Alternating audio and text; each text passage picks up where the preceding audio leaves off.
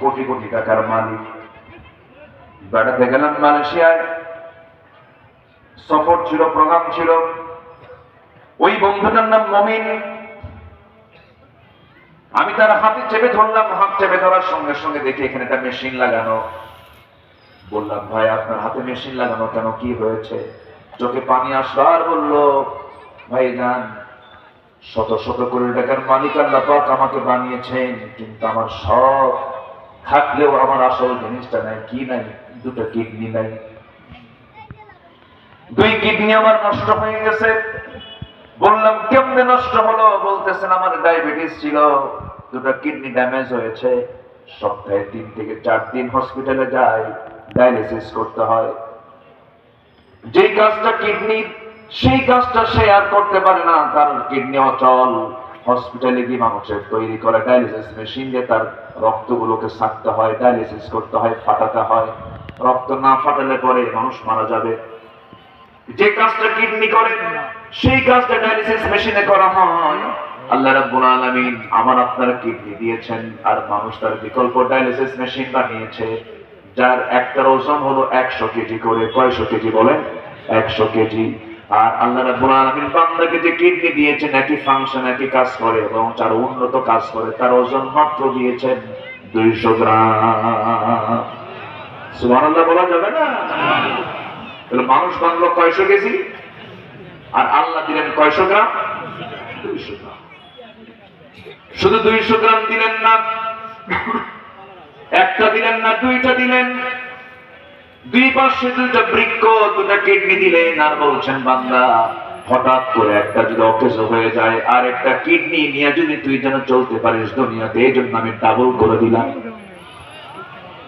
গরু গোশত খেতে খেতে, খাসির গোশত খেতে খেতে, তেল চর্বি খেতে খেতে, কিছু লোক আছে যখন খাইতে নেয় হুঁশ থাকে না, 4 আঙ্গুল পাত দিয়া, 4 আঙ্গুল কপাল বাদ দিয়া, সব পেট আছে না, কিছু খাইয়া খাইয়া বুকের সব আর্টারি গুলো জাম লাগায় ফেলেছে, হার্ট ব্লক হয়ে গেছে, বাইপাস সার্জারি করা দরকার। এক্সট্রা করে তার লাগবে, এক্সট্রা করে রগ লাগবে। গরুর রগ দিয়ে মানুষ হবে না, ছাগলের রগ দিয়ে হবে না, বাবার দেহের রগ দিয়ে সন্তানের কাজে লাগবে না, সন্তানের রগ দিয়ে বাবার দেহের রগে কাজে লাগবে না। এখন এই বাইপাস সার্জারি কেমনে করবে? জাম লেগে গেছে, স্ট্রোক করবে, হার্ট স্ট্রোক করে মারা যাবে, হৃদযন্ত্রের ক্রিয়া বন্ধ হয়ে যাবে। এই জন্য কি বাইপাস সার্জারি করা দরকার। আল্লাহ রাব্বুল আলামিন বলছেন, বান্দা, আমি তোর বাইপাস সার্জারির জন্য তোর দেহের মধ্যে আমি অতিরিক্ত কিছু রগ লাগায় দিয়েছি। পায়ের নিচের দিকে কিছু এক্সট্রা করে রগ আছে, পায়ের নিচে এখানে কেটে ওই রগ বের করে বাইপাস সার্জারিতে রগ লাগায় দেওয়া হয়। যেরকম সুবহানাল্লাহ। আমাকে ভালোবাসেন কে? আস্তে কোন কেন? কে ভালোবাসেন? আল্লাহ তাআলা ভালোবাসেন। রগ কিছু এক্সট্রা করে দিয়েছেন, বান্দার অপারেশনে লাগবে। কিডনি 2টার একটা অকেশন, আর একটা কিডনি নিয়ে যেন বান্দা থাকতে পারে। 2টা চোখ, একটা চোখ দিলেও হতো, একটা চোখ হঠাৎ করে যদি নষ্ট হয়ে যায়, একটা চোখ যেন সে দেখতে পারে। এরকম করে সব আল্লাহ রাব্বুল আলামিন ডাবল ডাবল করে দিয়েছেন। এবং চোখটা দিয়েছেন তিনি শুকনা না ভিজা? বলেন বলেন বলেন বলেন। চোখটা সর্বক্ষণ কি থাকে বলেন? ভেজা থাকে। যতই আপনার শীতকাল থাকুক না কেন, যতই আপনার শুকনো পরিবেশ থাকুক না কেন, -20 হয়ে যাক না কেন, চোখের পানি কখনো বরফ হয় না। চোখের পানি আল্লাহ রাব্বুল আলামিন এমন জাতীয় পদার্থ করে, এমন জাতীয় কেমিক্যাল করে চোখের পানি বানিয়ে দিয়েছেন, হাজারো হাজারো আপনার মাইনাস পয়েন্ট আপনি থাকুন না কেন, চোখের পানি কখনো বরফ হবে না। এটা কখনো বরফ কেন হবে না? চোখ যদি বরফ মারতো পানিগুলো, তাহলে চোখ তো হ্যাং মারতো, এদিক ওদিক ঘুরতো না। আল্লাহ রাব্বুল আলামিন চোখের পানিকে আল্লাহ রাব্বুল আলামিন এমন লিকুইড করে দিয়েছেন, প্রতি মিনিটে 15 থেকে 20 বার বান্দা চোখের পলক ফেলে। পিছন থেকে আল্লাহ পাক একটা মেশিন দিয়েছেন, 2টা চোখে 2টা মেশিন দিয়েছেন। চোখের পানিকে আল্লাহ রাব্বুল আলামিন মিঠা না করে লবণ করে দিয়েছেন। কেন লবণ করলেন? কারণ চোখ ছাড়া বান্দার মাথা থেকে পা পর্যন্ত যত অর্গান আছে, যত অংশগুলো আছে, যত পার্টস আছে, সবগুলো চামড়া দিয়ে প্যাকেট করে সাজানো, গোছানো, মজবুত করে দিয়েছেন। এর ভিতরে সমস্ত রগ, সমস্ত রক্তগুলো, সব ভেইনগুলো, সবকিছু আছে। কিন্তু চোখটা 2টা বাইরে। চোখ যেন আক্রান্ত না হয়, এই জন্য আল্লাহ রাব্বুল আলামিন চোখের ভিতরে এমন পানি দিয়ে দিয়েছেন, সেই পানিটা 24 ঘন্টায় মহান রাব্বুল আলামিন প্রত্যেকদিন প্রত্যেক বান্দার দুটো চোখ থেকে 1 মিলিলিটার চোখ থেকে আল্লাহ পাক পানি বের করে দেন। যেরকম সুবহানাল্লাহ। এই চোখের পানি লবণ করলেন। আবার রাতের বেলা যখন বান্দা ঘুমিয়ে পড়ে সেই সময়ও কিন্তু চোখের পানি পড়া বন্ধ হয় না। এটা আল্লাহ পাক আঠালো করে দেন। ঘুম থেকে জাগা পর পর চোখের 2 কোণায় সাদা সাদা অংশ দেখলে অথবা ঘৃণা লাগে, কিন্তু ওটা কিন্তু মলম। ওটার এলাকার নাম কি বলেন তো? আরে কোন না কোন পেচুল। হ্যাঁ, ভালো পেচুল। পেচুল না পেছুটি। একজন বলল পেছুটি বলে, পেচুল বলে, পেছুটি বলে। অর্থাৎ চোখের 2 কোণায় যখনই কেউ দেখে সকালবেলা তখন টিস্যুটা বের করেই বলে, ভাই তাড়াতাড়ি সাফ করে নাও। যদি আমরা ঘৃণার চোখে দেখি, কিন্তু ঘৃণা নয়। এই পেছুল যদি না হতো, এই সাদা অংশ যদি না হতো, সকালবেলা বান্দার চোখ ফুলে এত বড় হয়ে যেত, চোখটা নষ্ট হয়ে যেত। আল্লাহ পাক স্থায়ী মলমের বন্দোবস্ত 24 ঘন্টা করে দিয়েছে। আমাকে ভালোবাসেন কে? আসতে বলে না, ভালোবাসেন কে? আল্লাহ ভালোবাসেন। আমার কানের দিকে যান। কানের মধ্যে কিছু ময়লা আছে। ময়লাগুলো যদি আমরা মনে করি ময়লা, কিন্তু ময়লা নয়। কানের মধ্যে আল্লাহ পাক ভিজা ভিজা করে দিয়েছেন, একটু ময়লা করে দিয়েছেন। গোসল করার পরে একটু বেশি ভিজা ভিজা হয়ে যায়। এটাকে এলাকায় কি বলে? কানের ময়লা কি? খোল। গরু খায় গরুর খোল, কিন্তু গরুর খোলটা আলাদা, কানের খোল আলাদা। এটাকে ইয়ারক্স বলে ইংরেজিতে, ইয়ারক্স। কানের যে ময়লা, এই ময়লাকে আল্লাহ রাব্বুল আলামিন তিক্ত করে দিয়েছেন। চোখের পানিকে লবণ করে দিলেন, কানের ময়লাকে তিক্ত করে দিলেন। কেন? কানের ময়লাকে তিক্ত এই জন্য করেছেন, সলিমুদ্দি যখন রাতের বেলা ঘুমাতে যাবে, যদি কানের ময়লা যদি মিষ্টি হতো, মিষ্টি আছে যেখানে পিঁপড়া যাবে সেখানে। ঘুমিয়ে পড়ছেন আপনি, আল্লাহুম্মা বিসমিকা আমুতু ওয়া আহইয়া, মরে গেলাম। মানুষ তো ঘুমালে মরে যায়, কিচ্ছু থাকে না, তার কোনো সেন্স থাকে না। সেই সময় পিঁপড়া যদি ঢুকে যেত, পিঁপড়া সাফ করতেন না, আপনি ঘুমাতেন। আল্লাহ রাব্বুল আলামিন আপনার কানকে সিকিউর করার জন্য কানের মধ্যে তিক্ত জিনিস দিয়েছেন। যদি কোনো পিঁপড়া পোকামাকড় ঢুকতেও না ঢোকে, কোনো আরাম পাবে না। তিতা বুঝেন না? বের হয়ে চলে আসবে, ব্যাক করবে, আর ভিতরে ইন করবে না। সে সাহস পাবে না, কোনো জীবাণু ঢোকার সাহস পাবে না। কারণ জীবাণুকে নাশ করার জন্য আল্লাহ রাব্বুল আলামিন কানের মধ্যে এই খোল দিয়েছেন। যেরকম সুবহানাল্লাহ। কিছু কিছু জীবাণু আছে চোখে দেখা যায় না, কোনো কিছু ঢুকতে পারে না কানের ভিতরে। কারণ কান যদি বন্ধ হয়ে যায়, যদি সুন্দর চেহারা ফসা, ঠিক আছে না, কোনো কাজ তার হবে না, বড় সমস্যা হয়ে যাবে। কানকে আল্লাহ রাব্বুল আলামিন ঠিক করলেন, চোখটাও ঠিক করলেন। এবার আপনি জিহ্বার দিকে আসেন। জিহ্বার চতুর্দিকে আল্লাহ পাক ভাটা রেখেছেন না জোয়ার রেখেছেন? ভাটা না জোয়ার? জোয়ার কিনা খালি সামনে একটা জলপাই ঝুলে রাখলে টের পাওয়া যায়। জলপাই খায় একজন, লালা পড়ে আরেকজন। জলপাই নাম করেছি, এর মধ্যে লালা পড়া শুরু হয়ে গেছে। এই যে জিহ্বার মধ্যে আল্লাহ রাব্বুল আলামিন বিশাল জোয়ার দিয়ে দিয়েছেন। এই জোয়ার যদি না দিতেন, বান্দা কোনো স্বাদ পেত না। আল্লাহ রাব্বুল আলামিন এই জোয়ার পানিকে লালা করে দিয়েছেন, স্বাদহীন করে দিয়েছেন, পানসা করে দিয়েছেন। অর্থাৎ নিউট্রাল রেখেছেন। কারণ কোনো স্বাদ রাখলে পরে জিহ্বায় কোনো স্বাদ আসতো না। আল্লাহ পাক নিউট্রাল রেখেছেন। টক আসবে টক মনে হবে, ঝাল আসবে ঝাল মনে হবে, মিষ্টি আসবে মিষ্টি মনে হবে, যে ফল আসবে সেই ফলের স্বাদই মনে হবে। আল্লাহ রাব্বুল আলামিন বান্দার জিহ্বাকে নিউট্রাল করে দিয়া বান্দার জিহ্বার ভিতরে আল্লাহ রাব্বুল আলামিন কয়েক হাজার স্বাদ করে বন্দোবস্ত করে দিয়েছেন। যেরকম সুবহানাল্লাহ। আমার বন্ধুকে আসতে কবেন না, আমার বন্ধুকে। কিডনি দিলেন আল্লাহ, চোখ দিলেন আল্লাহ, ঠিক রাখলেন আল্লাহ, কান দিলেন আল্লাহ, জিহ্বার দিলেন আল্লাহ, সব ঠিক রেখেছেন তিনি। আমার চিল্লা বলেন কে? এখন আল্লাহ বলছেন, ألم نجعل له عينين ولسانا وشفتين وهديناه النجدين الذي خلقك فسواك فعدلك في أي صورة ما شاء ركبك। আল্লাহ আমাকে বেশি ভালোবাসেন না আমি আল্লাহকে বেশি ভালোবাসি? বলেন বলেন বলেন বলেন। রাতের বেলা মদের বোতল হাতে নিয়ে অন্যের বউ সাথে নিয়ে, কি মদের বোতল হাতে নিয়ে অন্যের বউ সাথে নিয়ে সারা রাত ধরে আকাম কুকাম করতেছে, মদ খাচ্ছে, জেনা করছে। আর আমার আল্লাহ আমাকে কত বেশি ভালোবাসেন। আমার আল্লাহ ওই মদারু ওই জেনাকার বান্দার নাকের ডাক অক্সিজেন দিয়ে বলে, বান্দা তওবা করে আমার দিকে ফিরায় রে, তুই আমার দিকে ফিরায়, তুই আমার কাছে মাফ চা বান্দা। এই যে গুনাহ করছিস সেই গুনাহ করিস না বান্দা, আমি তোর জন্য তওবার দরজা খুলে রেখেছি, তওবা করবি, আমি তোর সমস্ত মদের গুনাহ মাফ করব, জিনার গুনাহ মাফ করে দেব। জোরে বল সুবহানাল্লাহ। কষ্ট পাচ্ছেন মনে হয়? আল্লাহ তাআলা ৮ ধরনের মানুষকে পছন্দ করেন। কয় ধরনের? নুরু ওয়াজ কিন্তু কেবল শুরু, কি ঠিক আছে কিনা? আল্লাহ তাআলা ৮ ধরনের মানুষকে পছন্দ করেন। এর মধ্যে ১ নাম্বার কিন্তু বলে ফেললাম, যারা তওবা করবে। কি করবে বলেন? তওবা করবে যারা। আল্লাহ রাব্বুল আলামিন বলেন, التائبون العابدون الحامدون السابحون الراكعون الساجدون الآمرون بالمعروف والناهون عن المنكر والحافظون لحدود الله وبشر المؤمنين। জোরে বলুন আল্লাহু আকবার।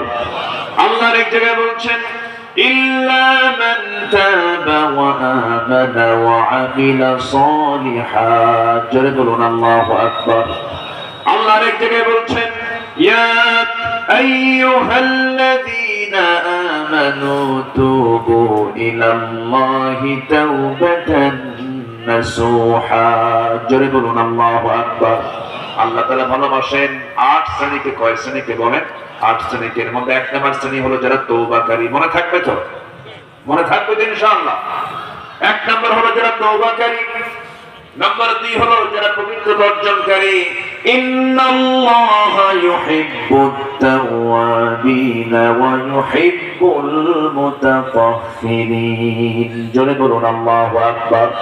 সূরাতুল বাকারা আয়াত নাম্বার 222। আল্লাহ রাব্বুল আলামিন তাকে সবচেয়ে বেশি ভালোবাসেন যারা ১ নাম্বার তওবা করবে, নাম্বার ২ যারা পবিত্রতা অর্জন করবে, পেশাব থেকে পায়খানা থেকে যারা নিজেকে পরিষ্কার রাখবে। কিছু লোক আছে পেশাব করে পানি নেয় না, কুত্তা মার্কা চরিত্র। এই আছে না নাই? আছে। কুত্তা পেশাব করে পানি নেয়।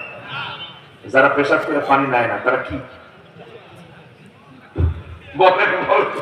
তাই তো আমার গাড়ি, এটা আমার গাড়ি না ভাই, এটা আমার কথা না। উলাইকা কাল আনআম বাল হুম আযাল।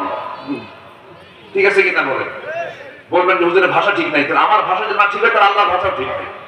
উলাইকা কাল আনআম বাল হুম আযাল। এরা চতুষ্পদ জন্তুর মতো অথবা এর চাইতেও খারাপ। সবচাইতে বেশি শাস্তি দেওয়া হবে যারা পেশাব থেকে পায়খানা থেকে নিজেকে পরিচ্ছন্ন না রাখতে পারে। গোসল ফরজ, গোসল করে না। আছে না এরকম? আছে না এরকম কিছু খাইটা মাত্র লোক? আছে না? বলেন তো। এগুলো কথা কি বলার দরকার আছে? আছে কিনা বলেন? গোসল করে না। গোসল ফরজ, গোসল আপনাকে করতে হবে। ওযু করা ফরজ, ওযু আপনাকে করতে হবে। আগে নামাজ না আগে পাক? আগে বলেন বলেন বলেন। আগে নামাজ না আগে পাক? মালাকুল মউত কখন আসবে আমার আপনার কাছে কেউ বলতে পারবে? সিট হয়ে শুয়ে থাকেন, গোসল ফরজ হওয়ার পর সিট হয়ে শুয়ে থাকেন কেন? মালাকুল মউত কখন আসবে কেউ বলতে পারবো আমরা? এই জন্য আল্লাহ পাক বলছেন, আমি পবিত্রতা অর্জনকারীকে খুব ভালোবাসি। জোরে কোন সুবহানাল্লাহ। আমার পবিত্র থাকবো। অনেক মেয়েদের মধ্যে এই স্বভাবটা বেশি, এরা গোসল করতেই যায় না। কথাগুলো একটু খোলামেলা বলা দরকার তো, বলার দরকার আছে না নাই? মেইন শুরু হয় এখন। শোনেন, এখন যুবকরা এখন কেউ আর অজানা না। আপনি আমি জানি, ওই 10 বছরের বাচ্চাটা আসে বেশি জানে।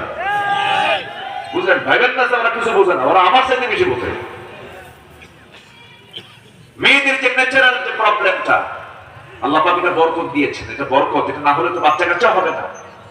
যে ঋতুস্রাবটা দিয়েছেন, ইয়াসআলুনাকা আনিল মাহিদ কুল হুয়া আযান ফা'তাযিলুন নিসা, আছে না নাই? এই আয়াতই তো, ইয়াসআলুনাকা আনিল মাহিদ কুল হুয়া আযান ফা'তাযিলুন নিসা ফিল মাহিদ ওয়া লা তাকরাবুহুন্না হাত্তা ইয়াতুহুরনা।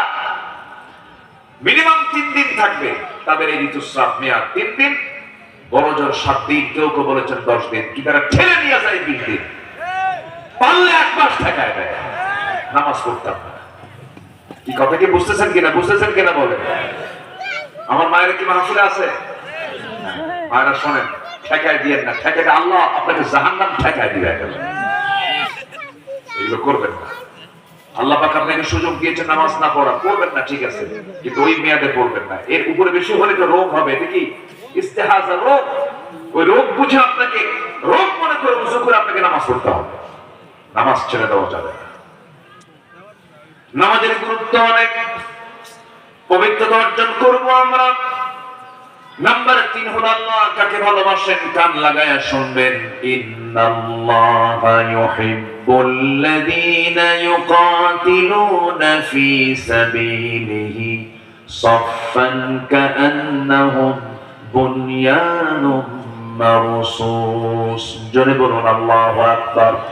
সূরা সফ আয়াত নাম্বার 4। আল্লাহ পাক এখানে মাহদুদ বললেন না, মারসুস বলেছেন। এখানে আলেম ওলামা আছেন, রসাস একটা হলো পদার্থ, আবার হাদিদ একটা পদার্থ, একটা হলো সীসা, আরেকটা হলো লোহা। আল্লাহ রাব্বুল আলামিন লোহা দিয়ে উদাহরণ দিতে পারতেন, কিন্তু লোহা হলো এমন একটা ধাতু, এক কোণায় তাপ লাগলে অন্য কোণায় ঠান্ডা থেকে যায়। কিন্তু সীসাটা এমন একটা পদার্থ যার এক প্রান্তে আগুন লাগলে সকল জায়গায় সমান তাপ হয়ে যায়। অর্থাৎ মুসলিম জাতির একটা ব্যক্তিকে যদি অ্যাটাক করে, গোটা মুসলিম জাতির দায়িত্ব ওই মাজলুমের পক্ষে সবাই জেগে ওঠা, তার বিরুদ্ধে প্রতিবাদ করা, ঠিক কিনা? কান্নাহুম বুনিয়ানুম মারসুস, সীসাঢালা প্রাচীরের মতো যারা সংগ্রাম করবে, আল্লাহ রাব্বুল আলামিন তাদেরকে দারুণ ভালোবাসেন। চিন্তা করে দেখুন, সাইদকে রক্তাক্ত করা হলো, দেশের প্রজন্মরা কেমনে সব খেপে গেল। আল্লাহু আকবার বলেন। আমি ভাবছিলাম আমার দেশের প্রজন্মদের প্রতি আমি এত খুশি, আমি এত আশাবাদী, আমি প্রচন্ড আশা রাখি। শরীফ ওসমান হাদি 32 বছরের ফুটন্ত গোলাপ, ধূমকেতু, মুকুটের এক সম্রাটের নাম, মানুষের মনোরাজ্যের এক মুকুটহীন রাজার নাম। আল্লাহু আকবার বলেন। মানুষের প্রত্যেকটা হৃদয়ে সে স্থান করে নিয়েছে। তাকে ভালোবাসে না এমন কোন একটা লোক বাংলাদেশে নাই এখন। ওসমান হাদি জীবনটা দিল কেন জানেন? এর মূল কারণ হলো সে দেশকে খুব ভালোবাসে, ইসলামকে ভালোবাসে, মানবতাকে ভালোবাসে, এবং সে আমাকে অন্তত, আমি যেটা বিশ্বাস করি, আমি তার থেকে শিক্ষা পেয়েছি, সেটা হলো হাদি জাতিকে শিখিয়েছে শত্রু আগে চিহ্নিত করো। শত্রু সে চিনিয়ে গেছে দুনিয়া থেকে। আধিপত্যবাদ আমার দেশে কায়েম হতে দেব না। সোজা কথা। কষ্ট পাচ্ছেন নাকি আপনারা? আমরা তাওয়াক্কুল করব কার উপরে? নাম্বার 4, আল্লাহ পাক তাকে ভালোবাসেন যারা আল্লাহর প্রতি ভরসা করে। আল্লাহর প্রতি কি করে? ভরসা করে। যদি কোনো বান্দার ভরসা যদি 100% হতো, আল্লাহ রাব্বুল আলামিন ওই বান্দাকে পাখির মতো রিজিক দিতেন। কিসের মতো রিজিক দিতেন বলেন? পাখির মতো। বলেন তো, কোন পাখি কি না খেয়ে থাকে নাকি? কোন পাখি কিন্তু না খেয়ে থাকে না। এবং তার যে থাকার জায়গা বেশি উন্নত না আমাদের বাড়ি বেশি উন্নত? আমাদের বাড়ি উন্নত না পাখির বাসা উন্নত? আপনার বাড়িতে প্লেন আসে? আপনার বাড়িতে প্লেন ফ্লাই হয় কি ল্যান্ডিং হয়? পাখির বাসায় ল্যান্ডিং হয় না। আপনি যদি আপনার বাসায় যদি প্লেনটাকে যদি ল্যান্ডিং করতে চান, পারবেন না। সৈয়দপুর যেতে হবে, ঢাকা যেতে হবে, চট্টগ্রাম যেতে হবে। কিন্তু পাখির বাসা এত ভিআইপি, এত আধুনিক, কি তার যোগাযোগ ব্যবস্থা কিচ্ছু লাগে না। কি সুন্দর একটা বাসা বানালো, এমন প্রযুক্তি দিয়া বাবুই পাখি বাসা বানালো। কি সুন্দর করে শক্ত ডাল সে বাছাই করলো, তাল গাছ বাছাই করলো, এত সুন্দর করে বাসা বানালো।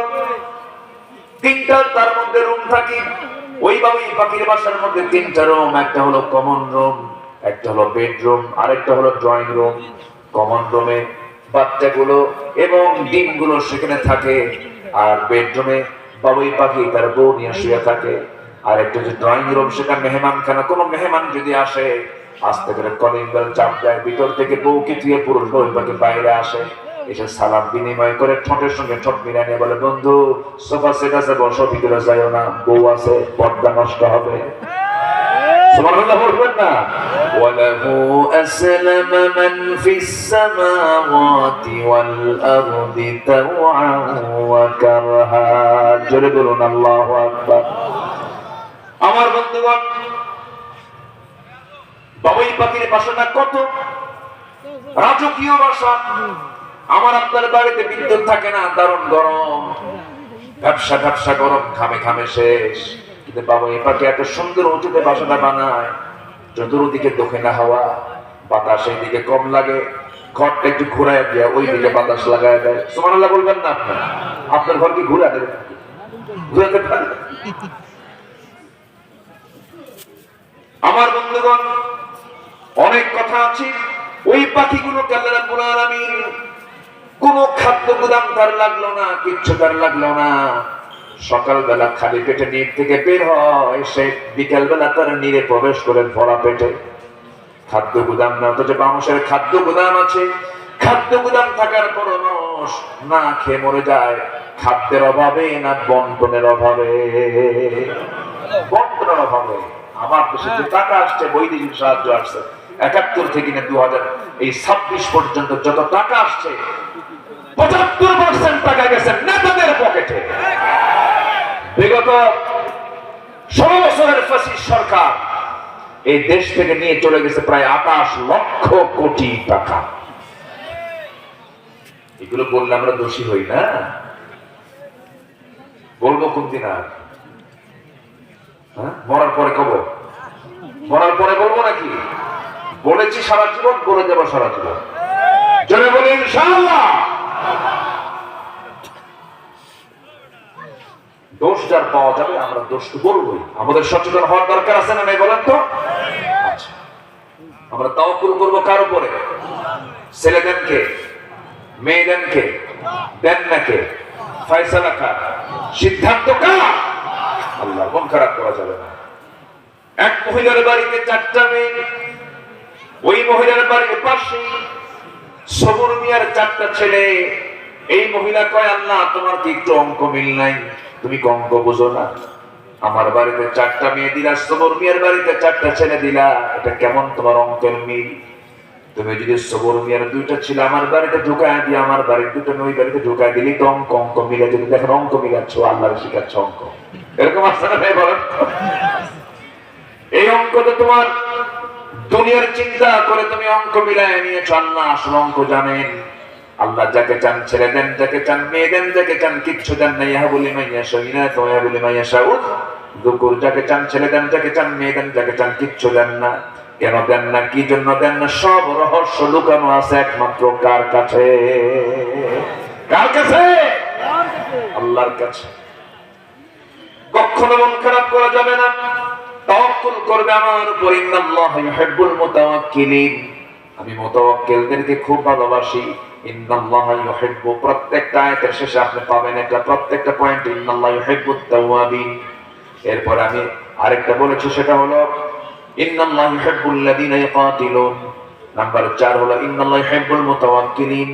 নাম্বার 5 হলো আল্লাহ পাক ওই সমস্ত বান্দাকে ভালোবাসেন যারা ইহসান করবে। কি করবে বলেন? ইহসান করবে। ইহসান কাকে বলে? অর্থাৎ অন্যের প্রতি যারা দয়া করবে, সবে আল্লাহ তাদেরকে ইহসান করবেন। আল্লাহ রাব্বুল আলামিন বলছেন, ওয়া আনফিকু ফি সাবিলিল্লাহি ওয়া লা তুলকু বিআইদিকুম ইলা তাহলুকা ওয়া আহসিনু ইন্নাল্লাহা ইউহিব্বুল মুহসিনিন। জোরে বলুন আল্লাহু আকবার। আমার ভাইরা, নাম্বার 6 হলো যারা নাই পরায়ণ হবে। নাই পরায়ণতা যাদের মধ্যে থাকবে, আল্লাহ পাক তাদেরকে ভালোবাসেন। আমার দেশে আইন সবার জন্য কি সমান ছিল? কখনো সবার জন্য সমান ছিল না, কিন্তু কল্যাণ রাষ্ট্রে 1 নম্বর বৈশিষ্ট্য হবে আইন সবার জন্য কি হবে, সমান হবে।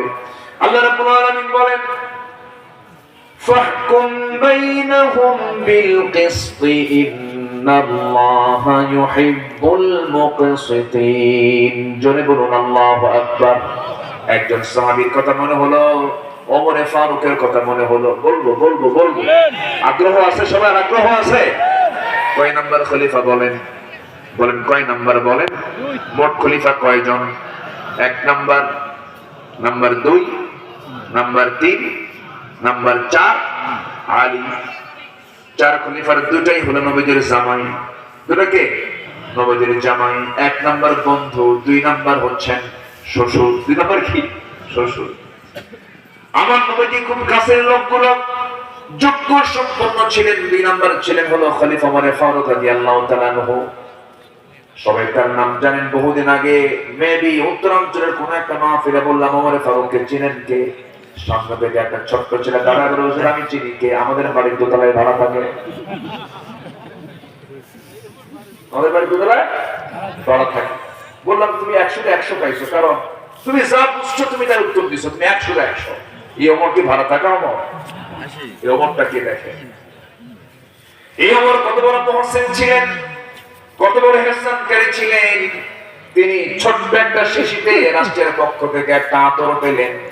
আতরের শিশি মিসকে আম্বর, মিসকে আম্বর তিনি পেলেন, আতরের শিশি পেলেন। সে আতরের শিশি শুধু একা তিনি ইউজ করবেন না, তার প্রতিবেশী 4 জন আছে। মোট কয়জন হলো? 5 জন। 5 জন মিলে একটা শিশিতে আতর। সে আতর নিয়ে আসলেন বাড়িতে। বউকে ডাক দিয়ে বলছেন, গিন্নি আমার এদিকে আসো, আমি তোমাকে এই আতরের শিশিটা দিয়ে দিলাম। এর মধ্যে যে আতরটা আছে সমান ভাগে 5 ভাগে ভাগ করে, একটা ভাগ আমরা নেব, বাকি 4 ভাগ প্রতিবেশী পাবে। সমান করে ভাগ করবা। ইয়াদিলুহু আকরাবু লিত্তাকওয়া। যখন বলা হলো কিছুক্ষণ পর ওমর ফারুক বলছেন, আমার স্ত্রী আতরের বোতলটা আমার হাতে দিয়ে দাও, তোমাকে আমি মাপতে দেব না। বললেন কি? বোর হাত থেকে নিয়ে তিনি প্রতিবেশীর কাছে গিয়ে বলছেন, প্রতিবেশী মেপে দাও আমাকে, একটা ভাগ আমাকে দিয়ে দাও। ওনার অংশে আতরটা নিয়ে এবার স্ত্রীর সাথে দাঁড়িয়ে বলছে, আমার স্ত্রী আল্লাহর কসম আমি তোমাকে ট্রাস্ট করি, আমি তোমাকে অবিশ্বাস করি না, অবিশ্বাস করি না, আমি তোমাকে বিশ্বাস করি। অতএব আমার স্ত্রী মন খারাপ করো না, তোমাকে আমি ভাগ করতে দেই নাই। কেন? এই জন্য দেই নাই, কারণ আতর হলো তরল জিনিস। আতর যখন তরল জিনিস, তুমি যখন হাত দিয়ে মাপতে যাবে, হাতে লেগে যাবে কিছু আতর, গায়ে লাগবে, এখানে লাগবে কিছু আতর, বেশি লেগে যাবে, ব্যবহার হয়ে যাবে। এতটুকুন আতর বেশি আমাদের গায়ে লেগে যাক, ব্যবহার হোক, এটা চাই নাই মনে করে আতর ভাগের দায়িত্ব আমি অন্যের কাঁধে চাপায় নিয়েছি। যেরকম সুবহানাল্লাহ, আর যেরকম সুবহানাল্লাহ। কার জিকির? আস্তে তবেন না, কার জিকির এটা?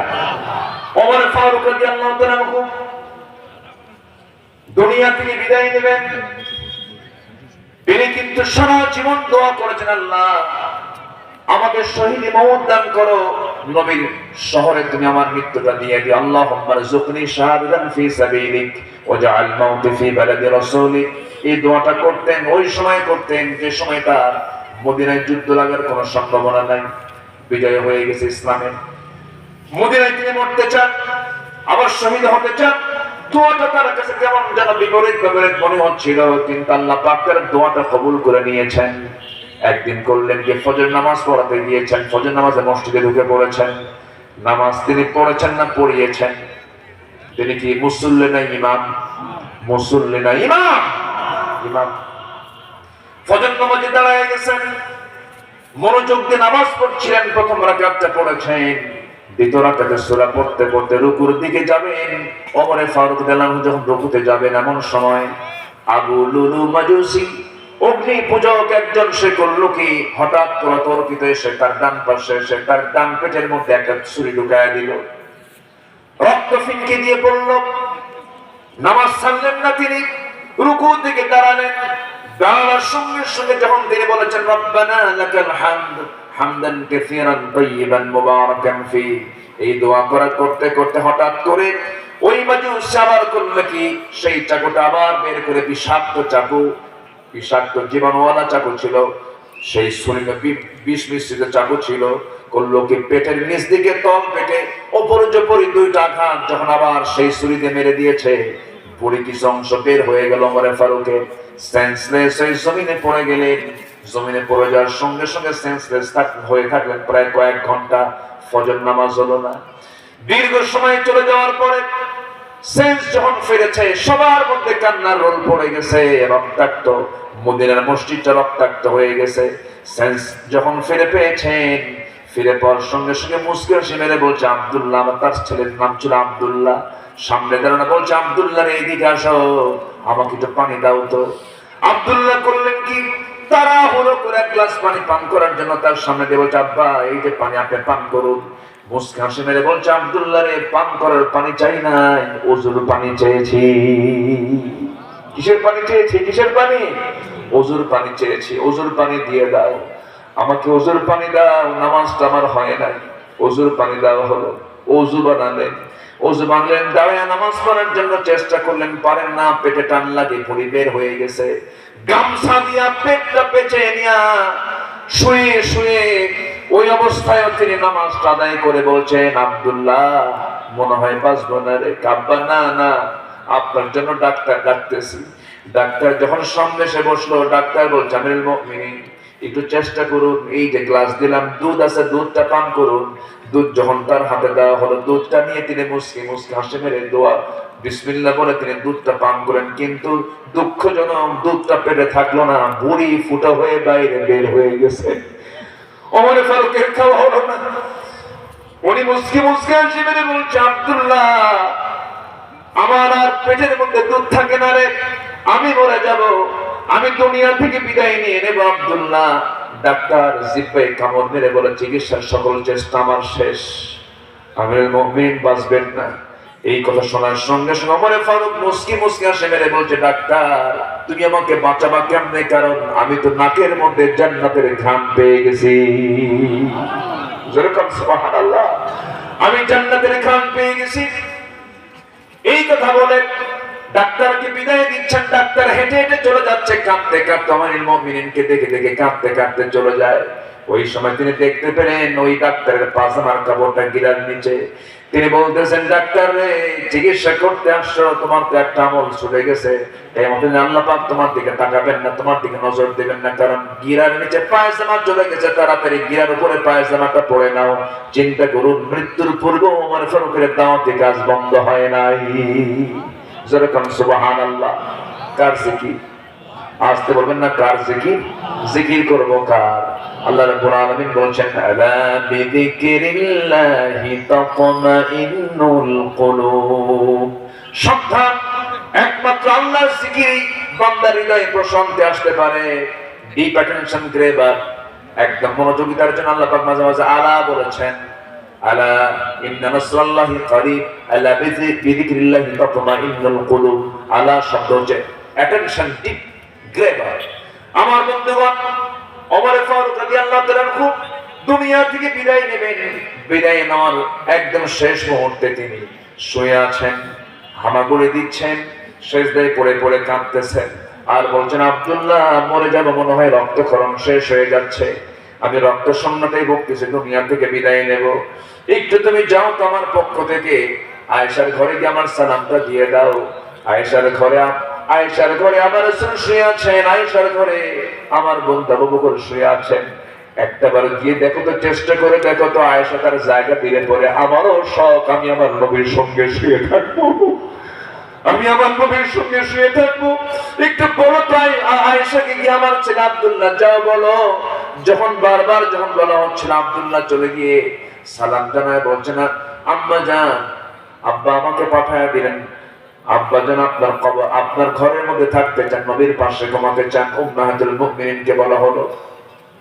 আম্মা জান আয়েশা সিদ্দিকা রাদিয়াল্লাহু তাআলা আনহা এই প্রস্তাব শোনা মাত্রই কান্না আটকাতে পারলেন না, কাঁদতে কাঁদতে বেকার হয়ে বলছেন আরে অর্ধ দুনিয়ার শাসন করত মোরের মতো মানুষ আমাকে কেমন করে এমন ধরনের আবদার করছে, আর আমি কেমন করে এমন পাষাণ্ডিদার মতো হয়ে আমি তাকে মানা করব? না না, এত বড় ইসলামের বড় খাদেমকে আমি কেমন করে মানা করি?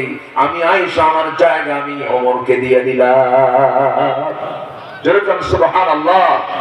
নবীর প্রতি ভালোবাসার প্রয়োজন আছে না নাই? আসতে বলবেন না, চেনা নাই। নবীর যেদিন ইন্তেকাল হলো সবচেয়ে বেশি অস্থির হয়েছিলেন কোন সাহাবী বলেন? বলেন কে?